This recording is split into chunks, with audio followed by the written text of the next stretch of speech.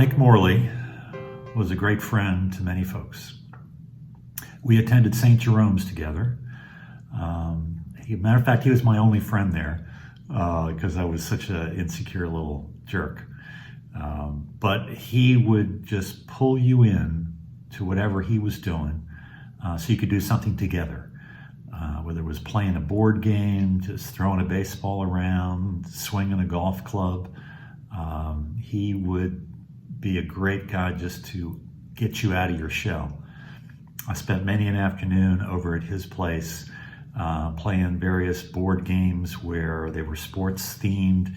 You roll some dice and, Elgin Baylor gets so many points or something to that effect. But we had great fun, and his younger brother Greg was always hanging around, skinniest little kid you ever saw, always bouncing a basketball around. So after leaving St. Jerome's, Mike and a number of others, including Joe O'Hare, Jerome Baker, Danny Donahue, myself, Dave Criswell, Steve Traynor, Terry Devaney, we matriculated 4 blocks up 43rd Avenue, I think it was, to DeMatha. And the very first day, freshman year, sitting in homeroom with Morgan Wooten, and for first period world history, there was Mike. And boy, it just gave me a great sense of relief seeing him there. And of course, he just pulled me right into his little, group of friends, and I therefore had someone to sit with at lunch for 4 years, which was a huge blessing in disguise for someone that just couldn't get out of their own way. And I was lucky enough to be accepted by those folks and have someone to sit with at lunch for 4 years. Mike was much more social than me and had a large circle of friends who all have great memories of him. And as often happens, as you get older, you lose touch with folks that you were once, spend a lot of time with. But I would still occasionally see Mike around, a lot of times at Maryland basketball games when his younger brother was playing. But I think the last time I saw Mike was at his dad's funeral.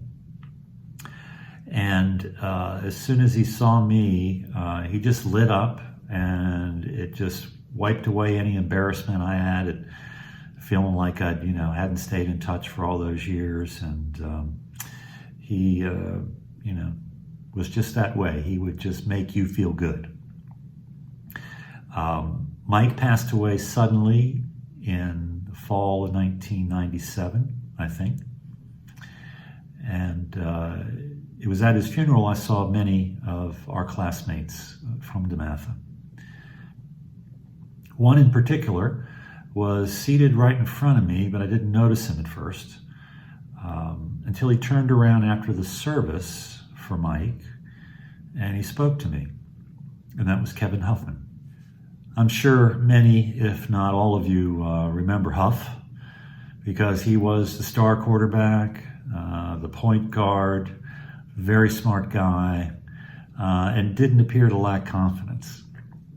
In fact, Kevin and a few others could often appear overly confident at times, which I can see happening because, if you're really talented at sports and other things and people talk you up when you're that young, it can give you an extra dose of confidence, as it were. And I didn't have much of that. So Lord knows I just tried to stay out of Kevin's way, and I would only cross paths with him in the classroom or in the hallways.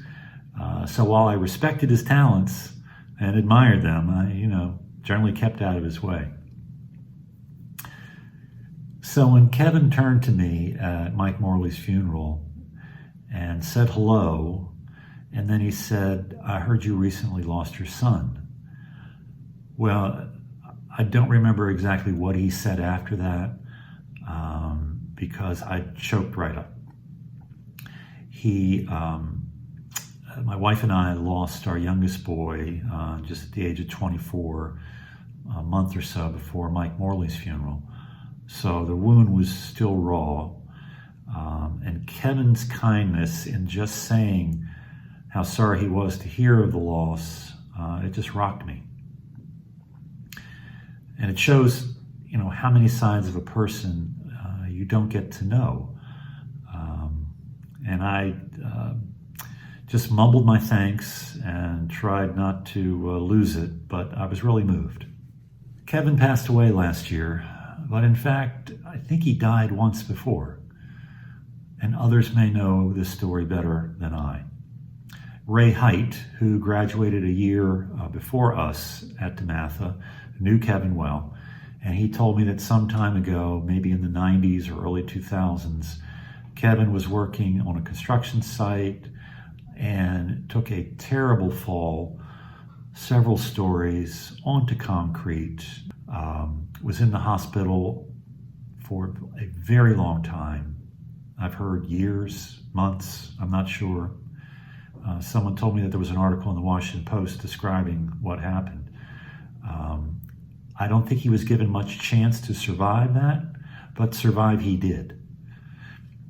And surviving something horrible like that, a fall that could kill most people, I'm sure would change you forever. And maybe make you more open to humanity and your desire to live and to understand and empathize with others, or open you up in so many other ways. So when Kevin offered me his condolences on my son's passing, I realized I greatly underestimated my classmate, and I hope he rests in peace. Rest in peace, Mike Morley. Rest in peace, Kevin Huffman.